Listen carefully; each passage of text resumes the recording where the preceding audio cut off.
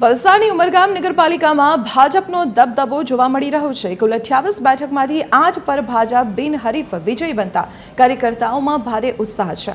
સાંસદ ધવલ પટેલના નેતૃત્વમાં ભાજપ બાકીની 20 બેઠકો માટે આક્રમક પ્રચાર કરી રહ્યું છે।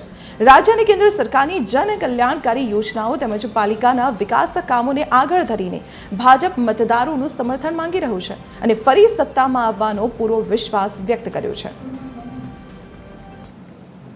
જે રીતે નરેન્દ્ર મોદી સાહેબ વિકસિત ભારતનો સંકલ્પ લઈને ચાલી રહ્યા છે એ રીતે અમારો વિકસિત વલસાડ જિલ્લો અને એ જ રીતે વિકસિત ઉમરગામ નગરપાલિકા પણ અમારે બનાવવું છે અને ખાસ કરીને જે મારું વિઝન છે કે ઉમરગામની અંદર સારામાં સારી હેલ્થકેર ફેસિલિટી અહીંયા ઉત્પન્ન થાય એના માટે ખાસ અમે પ્રયત્ન કરવાના છે।